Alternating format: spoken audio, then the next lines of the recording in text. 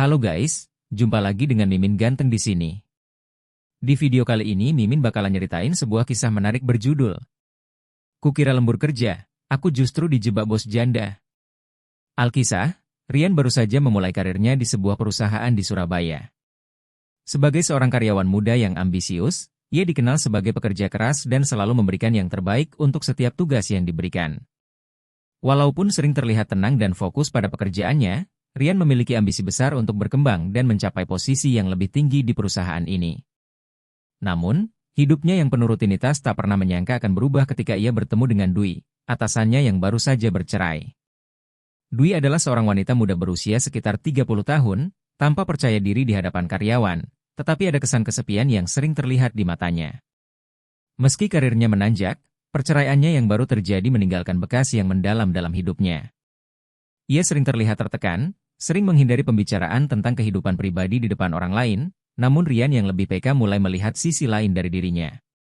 Suatu malam, ketika kantor sudah mulai sepi, Dwi meminta Rian untuk tetap lembur menyelesaikan proyek mendesak yang harus diselesaikan segera.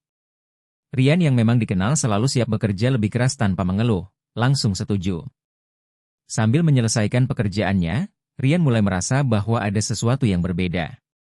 Dwi yang biasanya tegas dan profesional, malam itu tampak lebih santai dan terbuka. Mereka mulai berbicara lebih banyak dari biasanya, bukan hanya soal pekerjaan, tapi juga soal kehidupan pribadi mereka. Dwi mengungkapkan kegelisahannya setelah perceraian, bagaimana ia merasa kesepian dan kehilangan arah. Rian mendengarkan dengan penuh perhatian, merasa iba pada kondisi atasannya yang tampak begitu rapuh. Dwi menceritakan bagaimana ia merasa sulit untuk beradaptasi dengan status barunya sebagai seorang janda, dan bagaimana ia merindukan adanya seseorang yang bisa memahami dan mendukungnya. Rian merasa tersentuh oleh cerita Dwi. Ia tidak hanya melihat Dwi sebagai bos, tapi juga sebagai seorang manusia yang sedang mengalami masa sulit. Tanpa disadari, Rian mulai merasa lebih dekat dengan Dwi. Keduanya berada di ruangan kantor yang sunyi, dengan hanya suara ketikan keyboard dan suara AC yang menemani mereka. Suasana yang sepi ini memudahkan Dwi untuk membuka diri dan berbicara lebih banyak, sementara Rian yang merasa kasihan mencoba memberikan sedikit dukungan dengan cara yang seakan-akan bisa membuat Dwi merasa lebih baik. Namun, di balik semua itu, ada benih ketegangan yang mulai tumbuh. Dwi yang mulai menunjukkan sisi lebih rapuh dan membutuhkan perhatian, Rian yang mulai merasa ada ikatan emosional yang terjalin.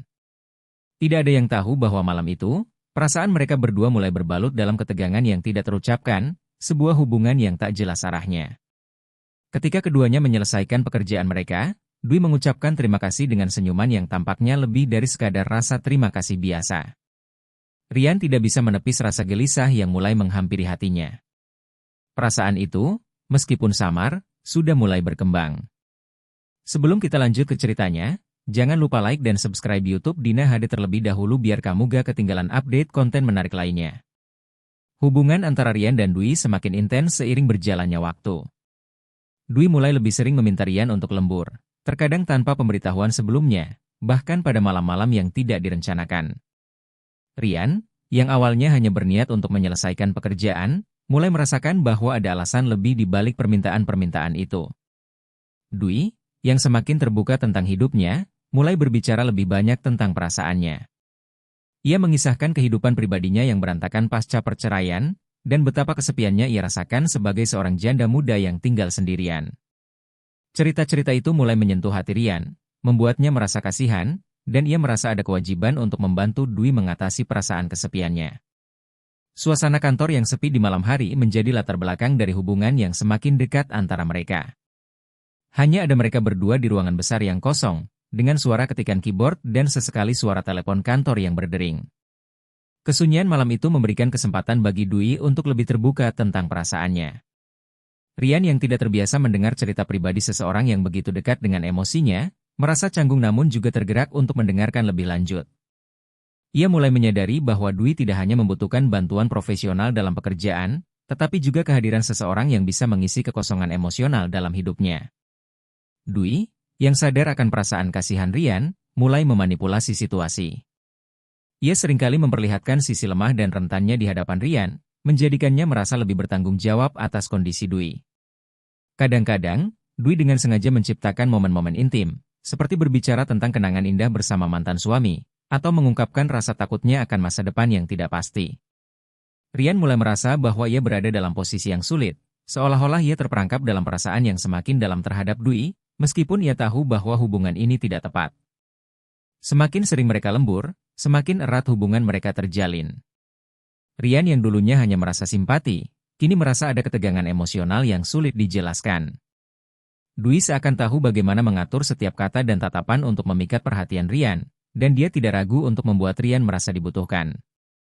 Suatu malam, setelah lembur, Dwi mengundang Rian untuk makan malam bersama, mengajaknya untuk berbicara lebih santai di luar suasana kantor yang kaku. Makan malam yang awalnya terasa biasa saja, berubah menjadi momen penuh ketegangan. Suasana intim itu membuat keduanya semakin dekat, dan tanpa bisa menahan dorongan perasaan mereka, sebuah ciuman pertama terjadi di antara mereka. Rian merasa kebingungan yang mendalam.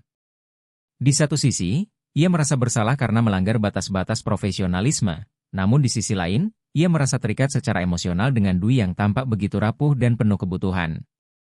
Rian berusaha untuk memikirkan ulang tindakannya, tetapi hatinya yang mulai terbawa perasaan membuatnya sulit untuk mundur. Ia merasa cemas dan bingung, mencoba untuk mencari cara untuk mengatasi perasaan yang semakin berkembang, tetapi Dwi yang semakin agresif dalam mendekatkan diri membuatnya semakin sulit untuk menahan diri.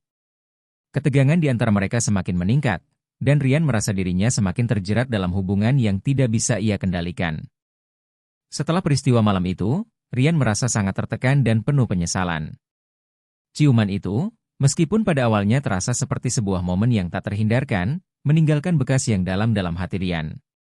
Ia merasa bersalah, bingung, dan takut akan akibat dari perbuatannya. Tugas profesionalnya sebagai karyawan di kantor yang selama ini ia hormati kini terancam oleh perasaan yang semakin membingungkan. Ia mencoba untuk menjaga jarak dari Dwi, berusaha untuk kembali fokus pada pekerjaan dan menghindari percakapan pribadi yang semakin dekat di antara mereka. Namun, Dwi tampaknya tidak membiarkan Rian menjauh begitu saja. Setiap kali mereka bertemu di kantor, Dwi memperlakukan Rian dengan cara yang berbeda, seakan-akan mereka sudah memiliki ikatan yang lebih dari sekadar hubungan bos dan bawahan. Dwi terus memanipulasi keadaan, berbicara dengan cara yang membuat Rian merasa bahwa apa yang mereka lakukan sebelumnya adalah hal yang alami, seolah-olah itu adalah kelanjutan dari hubungan yang seharusnya terjadi. Kata-kata Dwi yang penuh dengan pengakuan dan ketulusan membuat Rian semakin terperangkap dalam kebingungannya. Suatu malam setelah lembur, ketika hanya mereka berdua yang masih berada di kantor, Dwi mengundang Rian untuk berbicara lebih lanjut di ruang rapat. Rian yang merasa tidak enak hati, meskipun ingin sekali menghindar, akhirnya setuju untuk mengikuti ajakan Dwi. Begitu berada di dalam ruangan yang gelap dengan hanya penerangan lampu meja yang redup, Dwi memulai percakapan dengan suara lembut yang hampir seperti rayuan.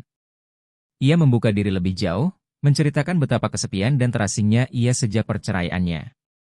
Dwi mengungkapkan betapa berat rasanya menjalani hidup seorang diri, tanpa adanya seseorang yang mendampinginya.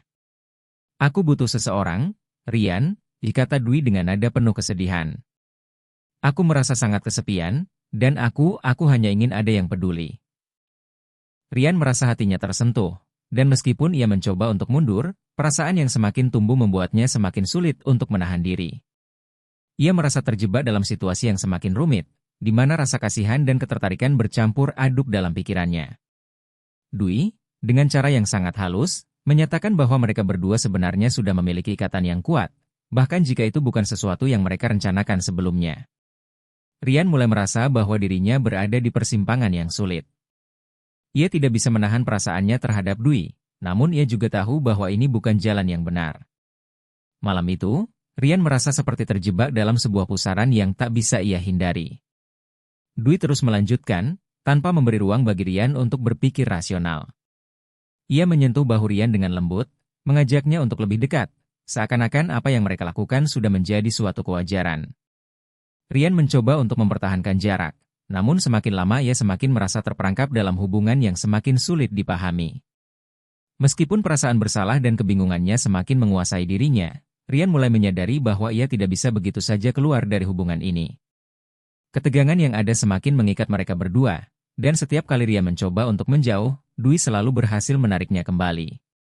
Rian mulai merasa bahwa ia tidak bisa keluar dari situasi ini tanpa menghadapi konsekuensi besar, baik untuk dirinya sendiri maupun untuk Dwi. Keputusan yang harus ia buat semakin sulit, dan ia merasa semakin terjerat dalam hubungan yang penuh dengan manipulasi emosional. Perasaan Rian semakin terjerat dalam hubungan yang semakin rumit dan berbahaya. Ia merasa seperti berada dalam sebuah lingkaran setan yang tidak bisa dihentikan, di mana setiap langkahnya semakin membawa ia lebih dalam ke dalam kesalahan yang ia buat. Setelah beberapa malam lembur yang penuh dengan ketegangan emosional dan fisik, malam itu terjadi sesuatu yang mengubah segalanya. Di ruang kantor yang sepi, di tengah rasa cemas dan kebingungannya, Rian dan Dwi akhirnya terlibat dalam hubungan intim. Ini bukanlah keputusan yang ia buat dengan sadar, tetapi lebih karena dorongan perasaan yang tak bisa ia tahan lagi. Sesaat setelah kejadian itu, perasaan Rian semakin kacau. Ia merasa bingung, marah pada dirinya sendiri, dan semakin merasa terjebak dalam pusaran hubungan terlarang yang ia tahu tidak bisa diteruskan. Namun, Dwi yang tampak sangat berbeda malam itu, akhirnya mengungkapkan sebuah kenyataan yang mengejutkan dan membuat Rian semakin merasa cemas. Dwi, dengan wajah yang tampak tegang dan penuh kecemasan, mengatakan bahwa ia hamil. Rian terdiam, tidak bisa menyembunyikan rasa terkejut dan kebingungannya. Ia tidak pernah membayangkan bahwa situasi seperti ini bisa terjadi. Kehamilan itu tentu saja bukan sesuatu yang ia rencanakan, dan kenyataan bahwa ia terlibat dalam hubungan yang kini melibatkan konsekuensi besar membuatnya merasa semakin terhimpit. Dwi, di sisi lain, tampak marah dan frustasi. Ia merasa kebingungan dan terpojok, mengetahui bahwa kehamilannya bisa mempengaruhi seluruh kehidupannya, termasuk karir yang telah ia bangun dengan susah payah. "Aku tidak bisa melanjutkan ini, Rian," kata Dwi dengan suara penuh amarah dan kesedihan. "Kehamilan ini akan merusak semuanya. Karir, hidupku. Aku harus menggugurkannya." Rian merasa tertekan dan terperangkap. Meskipun Dwi mengungkapkan keinginannya untuk menggugurkan kandungannya, Rian merasa bertanggung jawab atas apa yang telah terjadi. Ia tidak tahu bagaimana harus bereaksi atau apa yang harus dilakukan. Perasaan bersalah dan terjebak semakin menghantui dirinya, membuatnya merasa semakin jauh dari jalan keluar. Dwi yang tampak begitu kuat di luar, kini menunjukkan kelemahannya yang mendalam. Ia merasa sangat terikat dengan Rian, meskipun ia tahu bahwa hubungan ini tidak bisa diteruskan. Rian berusaha berpikir jernih, mencoba melihat situasi ini dari berbagai sudut. Namun, perasaan terjebak dan penyesalan membuat pikirannya kacau. Ia tahu bahwa apa yang mereka lakukan adalah sebuah kesalahan besar, tetapi kenyataan bahwa ia terlibat dalam situasi yang lebih kompleks lagi membuatnya semakin bingung. Ia merasa bahwa ia harus memilih antara melanjutkan hubungan ini dengan segala konsekuensinya atau mundur dan meninggalkan Dwi dalam keadaan yang penuh ketidakpastian. Dalam kebingungannya, Rian merasa seolah-olah ia tidak bisa lagi keluar dari hubungan ini tanpa merusak hidupnya dan kehidupan Dwi lebih jauh. Dwi yang tetap merasa terikat padanya, meskipun ia menginginkan pengguguran, semakin membuat Rian merasa semakin terjepit. Kehamilan itu bukan hanya mengubah dinamika hubungan mereka, tetapi juga membuka jalan menuju konsekuensi-konsekuensi besar yang tak terduga, yang akan mengubah hidup mereka selamanya. Setelah pengguguran, suasana di antara Rian dan Dwi menjadi semakin jauh dan penuh ketegangan. Keputusan Dwi untuk mengakhiri kehamilannya membuat keduanya merasa semakin terpisah, meskipun perasaan antara mereka tetap rumit dan penuh kebingungan. Rian merasa malu dan bersalah atas segala yang telah terjadi. Ia merasa bahwa hidupnya kini tercemar oleh tindakan yang tak terduga ini, dan perasaan bersalah yang menghantuinya tidak kunjung reda. Rian menyadari bahwa ia telah menyimpang jauh dari jalan yang seharusnya ia tempuh, dan apa yang terjadi dengan Dwi adalah sebuah kesalahan besar yang tidak bisa ia perbaiki. Setiap kali mereka bertemu, meskipun hanya dalam lingkup pekerjaan, Rian merasa canggung dan tidak bisa lagi berbicara dengan Dwi dengan bebas seperti sebelumnya. Dwi, di sisi lain, merasa sangat kehilangan. Ia merasa bahwa hubungan mereka yang sempat memberi kehangatan dan pelarian dari kesepiannya kini harus berakhir dengan cara yang menyakitkan. Namun, meskipun ia merasa marah dan bingung, Dwi berusaha mencari cara untuk mempertahankan hubungan mereka. Ia masih berharap ada jalan keluar, ada solusi agar mereka bisa melanjutkan kehidupan bersama. Tetapi, Rian yang semakin merasa tertekan dan terperangkap dalam perasaan bersalah, membuat keputusan yang sulit. Ia merasa bahwa ia harus melepaskan Dwi dan melanjutkan hidupnya, jauh dari Surabaya dan semua kenangan yang pahit itu. Dalam hatinya, Rian tahu bahwa ia tidak bisa terus terjebak dalam hubungan yang sudah penuh dengan kebohongan dan rasa bersalah. Ia memutuskan untuk mencari pekerjaan baru di luar Surabaya, meninggalkan kota yang menjadi saksi bisu dari segala kejadian yang merusak dirinya. Rian mengemas barang-barangnya dengan hati yang berat. Ia meninggalkan Dwi tanpa kata-kata yang bisa mengungkapkan perasaan sesungguhnya. Dwi, meskipun mencoba untuk mencari cara agar hubungan mereka tetap terjaga, pada akhirnya harus menerima kenyataan pahit bahwa Rian memilih untuk pergi. Ia merasa hancur, tetapi pada saat yang sama, ia tahu bahwa hubungan ini memang tidak bisa diteruskan. Dwi tetap di Surabaya, berusaha untuk move on meskipun hatinya terluka. Ia tahu bahwa perjalanan hidupnya harus dilanjutkan tanpa Rian di sisinya. Cerita ini berakhir dengan Rian yang meninggalkan kota dan kehidupan lamanya, berusaha untuk memulai kembali, meskipun rasa bersalah dan penyesalan masih menghantui dirinya. Ia berharap dengan menjauh dari Surabaya, ia bisa melupakan semua yang terjadi, meskipun ia tahu bahwa rasa itu akan terus membayanginya dalam setiap langkah yang ia ambil ke depan. Dwi juga melanjutkan hidupnya dengan cara yang baru, meskipun tak pernah benar-benar bisa menghapus jejak-jejak hubungan yang pernah ada. Mereka berdua, dengan cara yang berbeda, mencoba untuk melangkah maju, meskipun kenangan itu tetap ada dalam bayang-bayang kehidupan mereka. Terima kasih sudah mendengarkan cerita ini sampai akhir. Jangan lupa like dan subscribe channel Dina HD biar kamu gak ketinggalan video menarik selanjutnya.